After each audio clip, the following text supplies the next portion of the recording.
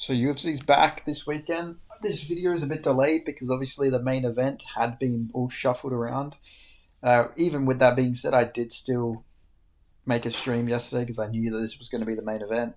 I also revealed Steve Erceg was fighting Odie Osborne on there, which has just been announced as well. You know, that's why you got to subscribe to me. I have all the scoops.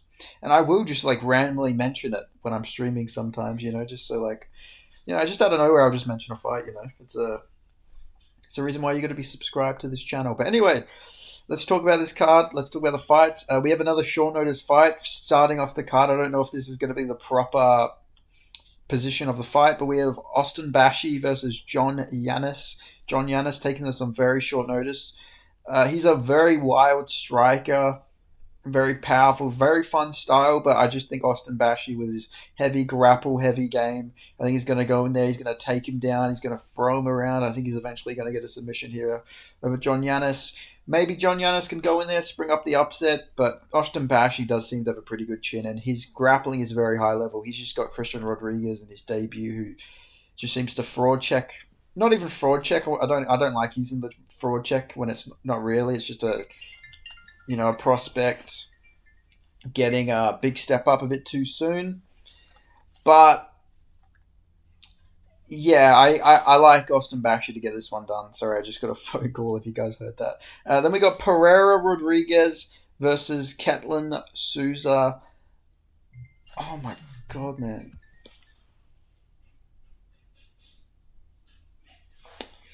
We got Pereira Rodriguez versus Ketlin Souza. I like. I don't know. Who do I like in this fight, to be fair?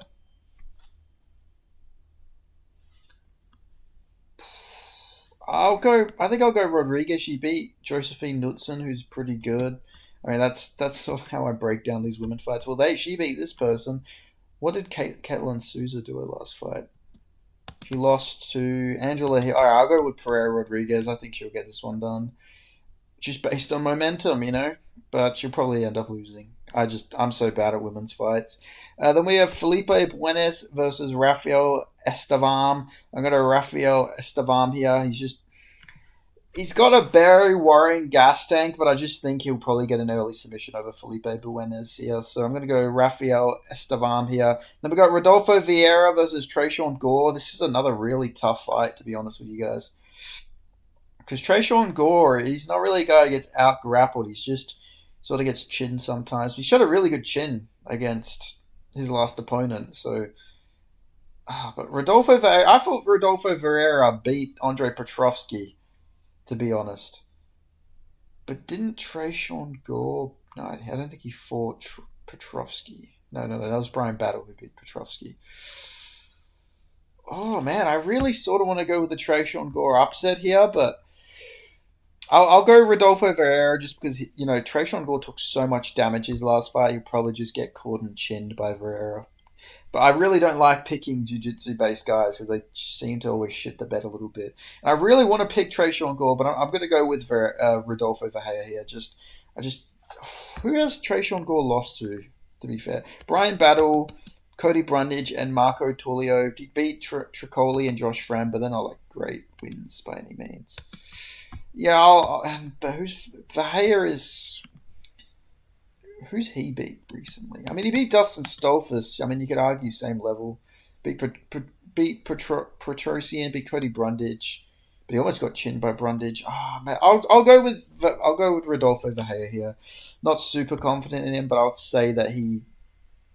Maybe honestly, I could see a Rodolfo Vieira TKO here, right? But I'll just go decision. I think he'll win a close decision. Trayshawn Gore will probably have some moments, but. Yeah, he'll probably get dropped in a couple of rounds because he took so much damage against Tullio. Then we got Rinya Nakamura versus Nathan Fletcher.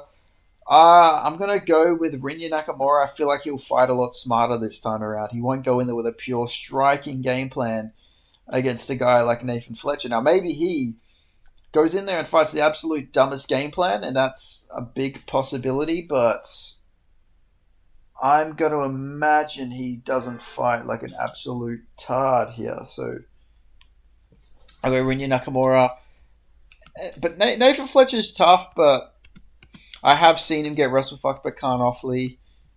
And I think Rinya Nakamura is better than Khan Offley. So I'm going to go Rinya Nakamura. I know he didn't look that great his last fight, but as soon as he actually wrestled, he looked good. He just fought the dumbest possible fight. So I'll go Rinya Nakamura here. Then we got Nick Klein versus Andre Puljayev. I'm going to go Nick Klein. He just impresses me a lot more. I just don't think Andre Puljayev is that good either. I think he might be one of the worst signings in UFC history. Uh, yeah, he's just not very good. I think he's bad. And Nick Klein actually badly rocked Abdul Mansour Abdul Malik. So I'm going to Nick Klein, and I'll say Nick Klein probably gets. I'll say maybe decision, maybe Nick. Oh, actually, maybe early submission. I could see him subbing Andre Puliev here. Then we got Danny Silva versus Kevin Valhos. I love this fight. I love Kevin Valhos. I'm going Kevin Valhos to get this one done by late TKO. I love this kid. If I can love this kid, Kevin Valhos. I mean, I can actually say kid because he's like 2 years younger than me as well. But I really rate him. Gave Gene Silver his toughest fight. This fucking kid is good, man. He's really good. I'm going to go Kevin Valhos. I think he's going to win. Danny Silva, I didn't think Danny Silva beat Josh Kalibau. Obviously, I think he had a fight after that. But I feel like Kevin Valhos would go in there and he would sort of smoke Josh Kalibau. I think Josh Kalibau is really good as well. So it's not like it's a bad look that I thought Silva lost to him. But I feel like Kevin Valhos would really go in there and he'd have a pretty good performance over a really tough, gritty veteran like Josh Kalibau. Just because I rate Kevin Valhos that highly, I just think he's that fucking good. So I'm going to go Kevin Valhos to get this one done. I'll go second, third round TKO. I think it'll be a bit of a scrap, but I just think he's going to pull ahead here. Then we got Neil Magny versus Eli Zaleski dos Santos. This is a very weird fight to predict, to be honest with you guys. Because both of these guys are coming off some brutal KO losses. But between the two, this is actually very tough. I'm not going to lie to you. Very, very tough. Because, I just can see the Neil Magny fucking upset victory. I can just see it. Has he really lost? Are we really getting to the point where he's going to lose to an older fighter? He's typically beating these younger guys. He beat Mike Malott, for fuck's sake. But Zaleski is underrated. He did get chinned by Chitty, but Chitty's not that bad. Jake Matthews ran through him, but Jake Matthews is also, on his best day, he's really good. And he had a very competitive fight with Randy Brown. Should have beat Muslim Salikov. Beat Abu Ubakar. Should have beat Renat. Almost chinned Renat. Neil Magny's not a finisher as well. I feel like you've got to have some threat to beat Zaleski. So I'm going to go Zaleski by TKO. I just think Neil Magny's chin's probably going a little bit. Plus, he doesn't really have much of a threat to give Zaleski. I normally like a Neil Magny underdog, or at least a chance to pick him. And I do think he's got a shot here, but I'm gonna go with Zaleski to get this one done. Then moving on up, we got Cal Rosa versus Nora Connolly. Nora's getting the Cal Rosa check. Everyone gets the Cal Rosa prospect check. She's coming off the Alien Perez loss. This is tough. Is Nora Cariola the one I'm thinking of? I think she's actually decent, right? She's just a pure striker. She hasn't lost anybody bad. She beat Mullins. She beat Edwards. Fuck it. And she only lost to Calavacante. You know what? Fuck it. Let's just go Nora. Let's just say Nora beats Cara Rosa. Rosa's tough. She's not bad or anything like that, but I don't know. I'm gonna go with Nora here. I have no proper reason to think this. I mean, Cara Rosa's a wrestler, but this just screams like a fight where Nora is gonna fucking get this one done, to be honest. I mean, she is a lot older though, to be fair. Oh man, fuck it. I'm gonna go Nora. I mean, I'm gonna get these women fights wrong anyway. Might as well go with the underdog. Then we got Esteban Rubovic versus Elvis Brenner. This is a sick fight, man. This is a sick fight. Oh, I'm gonna go Esteban Rubovic. I like Elvis Brenner. I've met Elvis Brenner, actually, funnily enough. I actually have met this man before. He's a very nice guy, but I am going to go Esteban Ribovic. I just think he's a better striker. He's a bit more durable as well. He's a gritty, and you know what? I think he's undefeated still. I don't care what anybody says. I think he won those 2 fights he lost. I think Esteban Ribovic beat Nasrat Hakbarast. It was a split decision, and then I thought he beat Loic Radzhabov by damage. I thought he did more damage. He's a tough bastard. I know the Daniel Zellhuber win, maybe not aging the best because he did lose to Michael Johnson, but fuck it, I'm going Esteban Ribovic. Elvis Brenner has taken a lot of damage his last 2 fights as well. And I just think Esteban Ribovic is tough as fuck. I feel like this is going to be a slugfest, and we know Elvis Brenner got chinned his last fight by, I think it was his last fight, right?